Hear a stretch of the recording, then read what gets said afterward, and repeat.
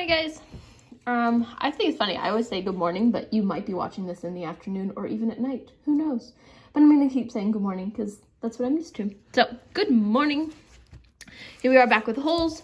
I'm going to start on part 2, chapter 29, and go all the way through, chapter 29 and 30 today. So, here we go. Chapter 29. There was a change in the weather, for the worse. The air became unbearably humid. Humid is when it's really, really hot and the air feels kind of wet. Okay? So I'm sure many of you have experienced that. It's the opposite of the desert. Stanley was drenched in sweat. Beads of moisture ran down the handle of his shovel, and it was almost as if the temperature had gotten so hot that the air itself was sweating. A loud boom of thunder echoed across the empty lake. A storm was way off to the west, beyond the mountains, and Stanley could count more than 30 seconds between the flash of lightning and the clap of thunder. That was how far away the storm was. So have you guys ever done that? Did you know you could do that? When you see lightning, start counting 1, 2, 3, 4, and each second is a mile. That's what they say. And that's how far away till you hear the thunder. So if it was 30 seconds away, the storm is really far away. Sound travels a great distance across a barren wasteland. Usually, Stanley couldn't see the mountains at this time of the day. The only time they were visible was just at sunup, before the air became hazy. Now, however, the sky was very dark off to the west, and every time the lightning flashed, the dark shape of the mountains would appear briefly. "Come on, rain!" shouted Armpit. "Blow this way!" "Maybe it'll rain so hard it'll fill up the whole lake," said Squid, "and we can go swimming." 40 days and 40 nights, said X-Ray. "Guess we better start building us an ark. Get 2 of each animal, right?" "Right," said Zigzag. 2 rattlesnakes, 2 scorpions, and 2 yellow-spotted lizards. The humidity, or maybe the electricity in the air, had made Zigzag's head look even more wild-looking. His frizzy blonde hair stuck almost straight out. The horizon lit up with a huge web of lightning. In that split second, Stanley thought he saw an unusual rock formation on the top of one of the mountain peaks. The peak looked to him like a giant fish, with the thumb sticking straight up. Then it was gone, and Stanley wasn't sure whether he'd seen it or not. "I found refuge on God's thumb." That was what his great-grandfather had supposedly said after Kate Barlow had robbed him and left him stranded in the desert. No one ever knew what he meant by that. He was delirious when he said it. But how could he live for 3 weeks without food or water? Stanley had asked his father. "I don't know. I wasn't there," replied his father. "I wasn't born yet. My father wasn't born yet. My grandmother, your great-grandmother, was a nurse in the hospital where they treated him. He'd always talked about how she'd dab his forehead with a cool, wet cloth. He said that's why he fell in love with her. He thought she was an angel." A real angel? His father didn't know. "And what about after he got better? Did he ever say what he meant by God's thumb or how he survived?" "No, he just blamed his no-good, pig-stealing father." The storm moved farther west along with any hope of rain. But the image of the fist and the thumb remained in Stanley's head. Although, instead of lightning flashing behind the thumb, in Stanley's mind the lightning was coming out of the thumb, as if it were the thumb of God. Making some connections. All right, chapter 30, page 130. Oh, it's great when that happens. Chapter 30, page 130. The next day was Zigzag's birthday, or so he said. Zigzag lay in his cot as everyone headed outside. "I get to sleep in because it's my birthday." Then a little while later, he cut in the breakfast line, just in front of Squid. Squid told him to go to the end of the line. "Hey, it's my birthday," Zigzag said, staying where he was. "It's not your birthday," said Magnet, who was standing behind Squid. "Is too," said Zigzag. "July 8th. Stanley was behind Magnet, and he didn't know what day of the week it was, let alone the date. It could have been July 8th, but how would Zigzag know? He tried to figure out how long he'd been at Camp Green Lake. And if it indeed was July 8th, "I came here on May 24th, he said aloud, "so that means I've been here 46 days, said Zero. Stanley was still trying to remember how many days there were in May and June. He looked at Zero. He learned not to doubt him when it came to math. 46 days. It felt more like 1,000. That's how I feel about this coronavirus break. I feel like it's been 1,000 days. Anyway, he didn't dig a hole that first day. He hadn't dug one yet today. And he hadn't dug one yet today. That means he dug 44 holes, if it was really July 8th. Can I have an extra carton of juice? Zigzag asked Mr. Sir. It's my birthday. To everyone's surprise, Mr. Sir gave it to him. Stanley dug his shovel into the dirt. Hole number 45.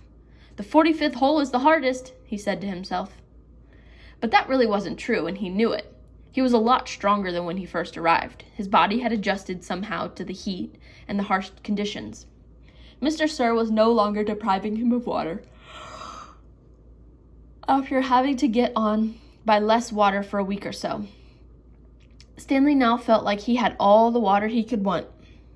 Of course, it had helped that Zero dug some of his holes for him each day, but that wasn't as great as everyone thought it was. He always felt awkward while Zero was digging his hole, unsure of what to do with himself. Usually he stood around a while before sitting off by himself on the hard ground with the sun beating down on him. It was better than digging, but not a lot better. When the sun came up a couple hours later, Stanley looked for the thumb of God. The mountains were little more than dark shadows on the horizon. He thought he could make out a spot where the top of one mountain seemed to jut upward, but it didn't seem very impressive. A short time later, the mountains were no longer visible behind the glare of the sun reflecting off the dirty air. It was possible, he realized, that he was somewhere near where Kate Barlow had robbed his great-grandfather. If that was really her lipstick tube he'd found, then she must have lived somewhere around here. So Caveman's making the connections now. Stanley's figuring this out. Hey, Zero took his turn before the lunch break, and Stanley climbed out of his hole, and Zero climbed down into it. Hey, Caveman, said Zigzag. You should get a whip.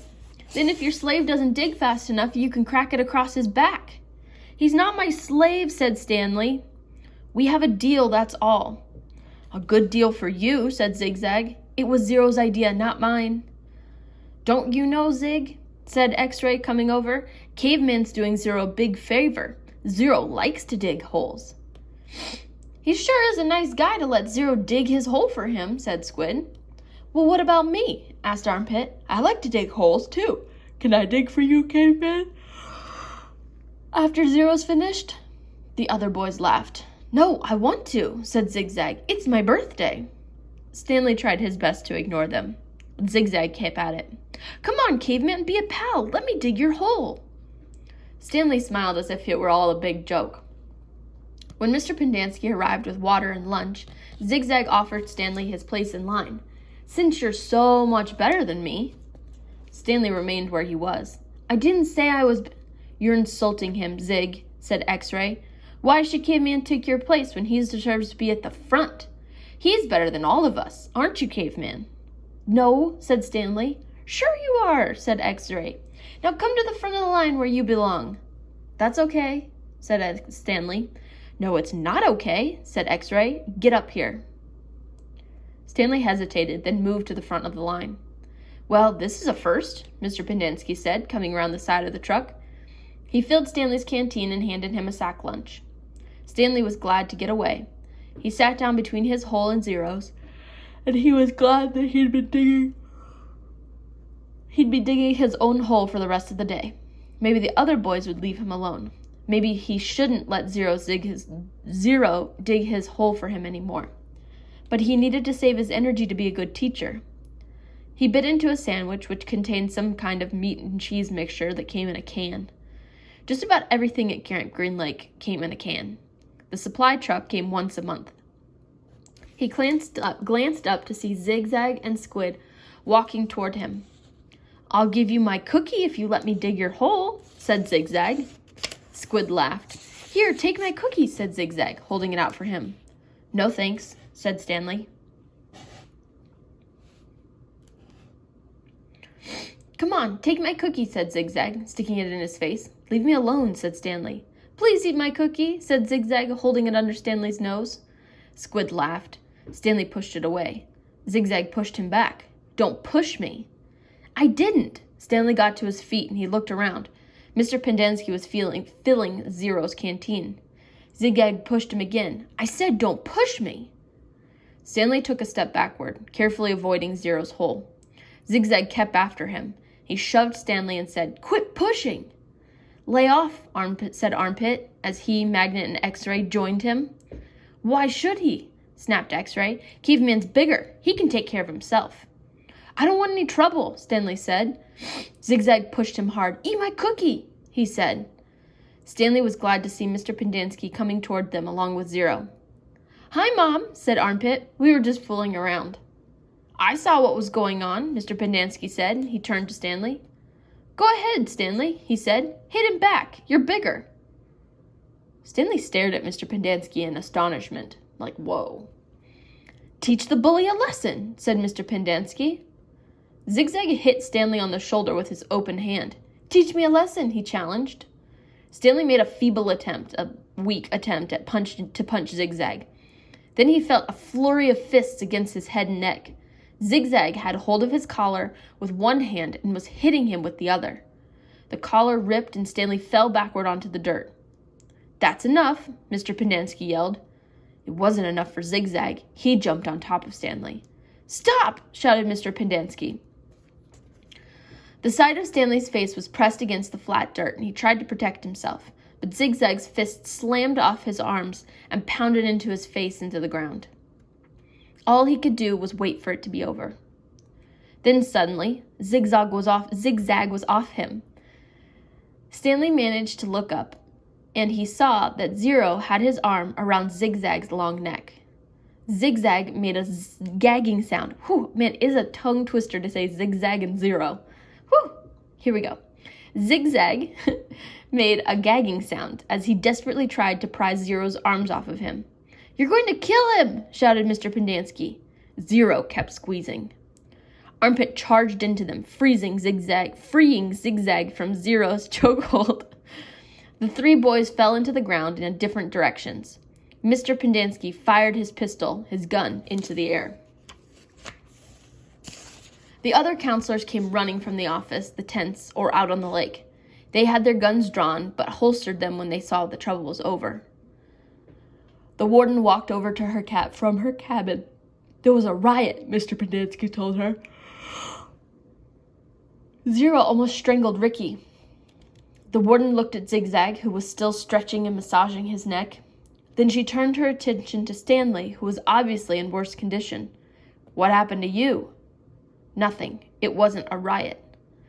Zigzag was beating up Caveman, and Armpit. Then Zero started choking Zigzag, and I had to pull Zero off Zigzag. It was all over before Mom fired his gun. They just got a little hot, that's all, said X-Ray. You know how it is in the sun all day. People get hot, right? But everything's cool now. I see, said the warden. She turned to Zigzag. What's the matter? Didn't you get a puppy for your birthday? Zig's just a little hot, said X-Ray. Out in the sun all day, you know how it is. The blood starts to boil. Is that what happened, Zigzag? Asked the warden. Yeah, said Zigzag. Like X-Ray said, working so hard in the hot sun while Caveman just sits around doing nothing. My blood boiled. Excuse me, said the warden. Caveman digs his holes just like everyone else. Zigzag shrugged. Sometimes. Excuse me? Zero's been digging part of Caveman's hole every day, said Squid. The warden looked from Squid to Stanley to Zero. I'm teaching him how to read and write, said Stanley. It's a sort of a trade. The hole still gets dug, so what does it matter who digs it? Excuse me, said the warden. Isn't it more important for him to learn to read? Stanley asked. Doesn't that build character more than digging holes? That's his character, said Warden. What about your character? Stanley raised and lowered one shoulder, and the warden turned to Zero. Well, Zero, what have you learned so far? Zero said nothing. Have you just been digging Caveman's hole for nothing? The warden asked him. He likes to dig holes, said Mr. Pendanski. Tell me what you learned yesterday, said the warden. Surely you can remember that. Mr. Pendanski laughed. Oh, Zero said nothing, and Mr. Pendanski laughed. He picked up a shovel and said, You might as well try to teach this shovel to read. It's got more brains than Zero. The at sound, said Zero. The at sound? Repeated the warden. Well then, tell me, what does C-A-T spell? Zero glanced around uneasy, and Stanley knew he knew the answer. Zero just didn't like answering questions. Cat? Zero said. Mr. Pendanski clapped his hands. Bravo, the boy's a genius! F-A-T? The warden said. The warden asked. Zero thought a moment. Stanley hadn't taught him the F sound yet. F, he whispered. F at fat. How about H-A-T? Said the warden. Stanley hadn't taught him H sound either. Zero concentrated real hard and then said, Chat. All the counselors laughed. He's a genius, all right. He's so stupid, he doesn't even know he's stupid. Stanley didn't know why Mr. Pendanski seemed to have it in for Zero. If Mr. Pendanski only thought about it, he realized it was very logical for Zero to think that the letter H made the ch sound. Okay, from now on, I don't want anyone digging anyone else's holes, said the warden. And no more reading lessons. I'm not digging another hole, said Zero. Good, said the warden. She turned to Stanley. You know why you're digging holes. Because it's good for you. It teaches you a lesson. If Zero digs your hole for you, then you're not learning the lesson, are you? I guess not, Stanley mumbled, although he knew they weren't digging just to learn a lesson. She was looking for something that belonged to Kissin' Kate Barlow. Why can't I dig my own hole but still teach Zero to read? He asked. What's wrong with that? I'll tell you what's wrong with that, the warden said. It leads to trouble. Zero almost killed Zigzag. It causes him stress, said Mr. Pendanski. I know you mean well, Stanley, but face it, Zero's too stupid to learn to read. And that's what makes his blood boil, not the hot sun. I'm not digging another hole, said Zero. Mr. Pendanski handed him a shovel.